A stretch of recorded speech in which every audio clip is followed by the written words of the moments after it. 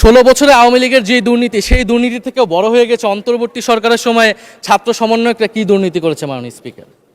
ছাত্র সমন্বয়করা খুবই খারাপ, তারা মন্ত্রণালয়ে ঘুরেছে, দুর্নীতি করেছে, কিংস পার্টি করেছে। তো মাননীয় স্পিকার, গত আওয়ামী লীগের আমলে 16 বছরের দুর্নীতির বিচার ওনারা কিভাবে করবেন সেইটা মাননীয় স্পিকার ওনাদের বলা উচিত জনগণের সামনে। এবং আরও ভালো হয় যদি 2001 থেকে 6 সাল পর্যন্ত মাননীয় স্পিকার যে দুর্নীতির অভিযোগগুলো এসেছিল সেটারও একটা স্বচ্ছ তদন্ত মাননীয় স্পিকারের বর্তমান সরকার করে। দুর্নীতি কেউ না কেউ তো করেছে, কারা করেছে তাদের নাম বাংলাদেশের জনগণের সামনে উন্মুক্ত করা হোক, কারণ সেটার জন্যই তাদেরকে ভোগান্তি পোহাতে হয়েছে 1/11 ষড়যন্ত্রের মাধ্যমে। বর্তমান প্রধানমন্ত্রী, তাকেও কিন্তু দুর্নীতির মিথ্যা অভিযোগ দিয়ে মাননীয় স্পিকার তার বিরুদ্ধে মামলা করা হয়েছিল। মাননীয় স্পিকার, মাননীয় স্বরাষ্ট্রমন্ত্রীর দৃষ্টি আকর্ষণ করছে, একটু আইন শৃঙ্খলা নিয়ে কথা বলি। 2 মাসে বিএনপির হাতে খুন হয়েছে 31 জন, ধর্ষণের ঘটনা ঘটেছে 14টি, বিএনপির চাঁদাবাজির খবর এসেছে 83টি, হামলার ঘটনা এসেছে 154টি। এর একটিতেও সরকার কার্যকর কোনো ব্যবস্থা গ্রহণ করেনি। মাননীয় স্পিকার, শাহবাগ থানার সামনে ঢাকা বিশ্ববিদ্যালয়ের সাংবাদিক সমিতির কয়েকজন সদস্যকে বেধড়ক মারধর করেছে ছাত্রদলের নেতাকর্মীরা, এবং এটার এখনো কোনো মামলা নেয়নি। মাননীয় স্বরাষ্ট্রমন্ত্রী যদি জানান এই মামলাটা কেন নেওয়া হচ্ছে না। থানার ভিতর প্রবেশ করে ওসির রুমে ডাকসুর 2 জন নির্বাচিত প্রতিনিধিদের উপর হামলা করা হয়েছে।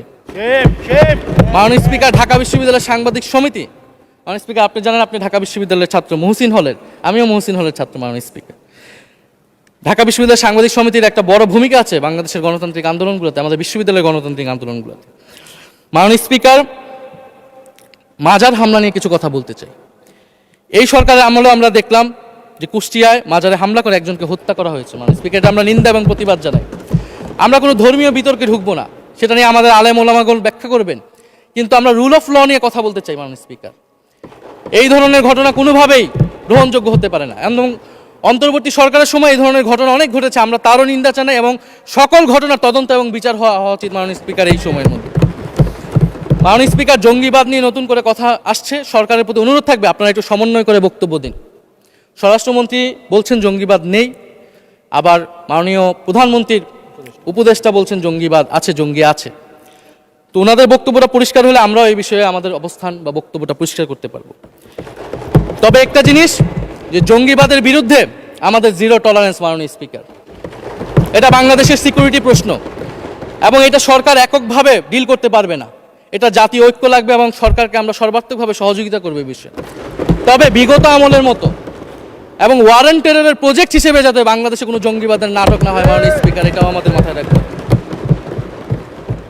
মাননীয় স্পিকার, আমাদের দেশের প্রধান একটা জনগোষ্ঠী হচ্ছে কৃষক, আমরা সবাই কৃষক পরিবারের সন্তান।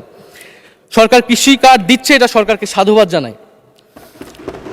তবে সরকার গত বছরের যে দামে কৃষক থেকে ধান এবং চাল কিনেছে, এই বছর ঠিক একই দামে কৃষক থেকে ধান কিনছে, এটার ফলে কৃষকদের কিন্তু মাননীয় স্পিকার লোকসান হচ্ছে। ডিজেলের দাম বৃদ্ধি হয়েছে, সেচ খরচ, সার, বীজ, শ্রমিক মজুরি সব মিলিয়ে মাননীয় স্পিকার বোরো মৌসুমে ধানের উৎপাদন খরচ উল্লেখযোগ্যভাবে বেড়েছে। একদিকে কৃষি কার্ড দিবেন, আরেকদিকে ধানের ন্যায্য মূল্য আপনারা কৃষককে দিবেন না, এটা মাননীয় স্পিকার কোনো সমাধান বলে আমরা মনে করি না।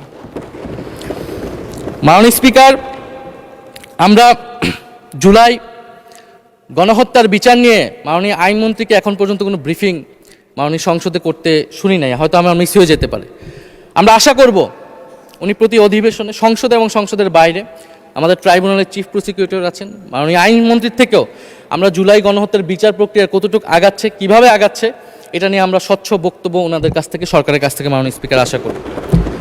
আমরা আশা করি মাননীয় স্পিকার, যে জুলাই যারা শহীদ হয়েছিলেন, শহীদ পরিবারদের যে সকল সুযোগ সুবিধা দেওয়া হয়েছিল অন্তর্বর্তী সরকার থেকে, সেই সব কিছু অব্যাহত থাকবে, এবং বর্তমান সরকার সেটা আরও বৃদ্ধি করবে মাননীয় স্পিকার, শহীদ পরিবার এবং আহত যোদ্ধাদের জন্য।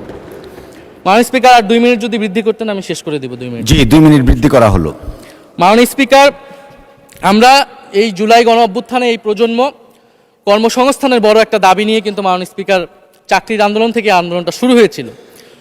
ফলে আমরা আশা করব এই সরকারের সময় কর্মসংস্থানের সুরাহা হবে, এবং সেটার জন্য আর্থিক খাতে দুর্নীতি বন্ধ করতে হবে, বিনিয়োগ আনতে হবে, এবং চাকরিতে স্বজনপ্রীতি, দুর্নীতি এগুলো একদম বন্ধ করতে হবে মাননীয় স্পিকার, সরকারি চাকরিতে বিশেষত। মাননীয় স্পিকার, একটা বিষয় যে সরকার এখন বলে দিচ্ছে যে বিরোধী দল কিভাবে কথা বলবে, কিভাবে বিরোধিতা করবে, এবং বিরোধী দলের পতনও হয়ে যাবে, এরকম কথা মাননীয় স্পিকার সংসদে আমাদের শুনতে হচ্ছে। তো বিরোধী দল তো মাননীয় স্পিকার সরকারের প্রেসক্রিপশন অনুযায়ী বিরোধিতা করবে না। সরকারের শিখিয়ে দেওয়ার প্রয়োজন নাই কিভাবে কথা বলবে, কিভাবে বিরোধিতা করবে। বিরোধী দল বিরোধিতা করবে, সমালোচনা করবে, জনগণ এটা ঠিক করবে বিরোধী দলকে কতটুকু সমর্থন দিবে কি দিবে না। এবং বিরোধী দলের রাজনীতি মাননীয় স্পিকার বিএনপি করেছে, আমরা দেখেছি, তখন ছোট ছিলাম। মাননীয় স্পিকার, আমি যখন ইন্টারমিডিয়েটে পড়ি, খালেদা জিয়া তখন গ্রেফতার হন, এবং তার পরের দিন আমার বাবা রাজনৈতিক মামলায় গ্রেফতার হন। আমার মা আমাকে নিয়ে থানায়, কোর্টে এবং কারাগারে আমি আমার মায়ের সাথে ঘুরেছি মাননীয় স্পিকার। আমি জানি আমার এই অভিজ্ঞতা বাংলাদেশের লাখ লাখ মানুষের, ফ্যাসিবাদ বিরোধী আন্দোলন, রাজনৈতিক কর্মী যারা রয়েছে তাদের সকলের একই অভিজ্ঞতা মাননীয় স্পিকার। মাননীয় স্পিকার, সেই অভিজ্ঞতা থেকেই বিশ্ববিদ্যালয়ে যখন এসেছি প্রথম, মনে হয়েছে যে এই প্রজন্ম হিসেবে আমাদের একটা দায়বদ্ধতা আছে। আমার সামনে একজন স্বৈর শাসক থাকবে, বাংলাদেশের একজন ছাত্র হিসেবে আমি এটা মেনে নিতে পারিনি মাননীয় স্পিকার প্রথম বর্ষ থেকে। সেই জায়গা থেকে কাজ করেছি জুলাই গণ অভ্যুত্থানে। মাননীয় স্পিকার, আমি আমার এলাকা নিয়ে শুধু শেষ করব, সবাই যেহেতু এলাকা নিয়ে কথা বলে প্রথম আসলে, আমি মাননীয় প্রধানমন্ত্রীর প্রতিবেশী, ঢাকা 17-এর প্রতিবেশী হচ্ছে ঢাকা 11 মাননীয় স্পিকার। সংসদে সরকার দল এবং বিরোধী দলের যেই পরিমাণ বৈষম্য, ঢাকা 17 এবং ঢাকা 11-এর একই পরিমাণ মাননীয় স্পিকার বৈষম্য। ফলে উনি যাতে এই বৈষম্য দূর করেন এবং ঢাকা 11-এর জন্য যদি মাননীয় সদস্য 2 মিনিট চেয়েছিলেন, শেষ হয়ে গেছে। আর 2 মিনিট দেওয়া হলো, 2 মিনিটের মধ্যে শেষ করে ফেলেন প্লিজ। স্পিকার, ধন্যবাদ আপনাকে। ফলে এই বৈষম্য উনি সংসদেও দূর করবেন, সংসদেও দূর হবে, এবং আমার এলাকাও সেই উন্নয়ন কার্যক্রম হবে। ঢাকা 11 এই গণ অভ্যুত্থানের অন্যতম হট স্পট ছিল রামপুরা, বাড্ডা, ভাটারা এলাকা মাননীয় স্পিকার, যেখানে অনেক প্রাইভেট বিশ্ববিদ্যালয়, মাদ্রাসা, তারা সকলে এসে কিন্তু ফ্যাসিস্টদেরকে প্রতিহত করেছিল। এবং এই অত্র এলাকার নানান সমস্যা, তো সরকারের জায়গা থেকে আমি আশা করব, আমি হয়তো অনেক সমালোচনা করতে পারি, অনেক ভুল ত্রুটি থাকতে পারে, যেহেতু নতুন এসেছি, কথা বলছি, তো সেই জায়গা থেকে যাতে আমার এলাকার প্রতি কোনো বিরূপ মনোভাব না থাকে, কোনো বৈষম্য যাতে না হয় মাননীয় স্পিকার। আপাতত ওনারা ওইখানকার যিনি পরাজিত প্রার্থী, তাদেরকে দিয়ে বিভিন্ন উন্নয়ন কার্যক্রম করছে প্রশাসক, এই সিটি কর্পোরেশনের প্রশাসক। তা আমার ক্রেডিটের দরকার নাই, কিন্তু উন্নয়ন হলেই মাননীয় স্পিকার চলবে।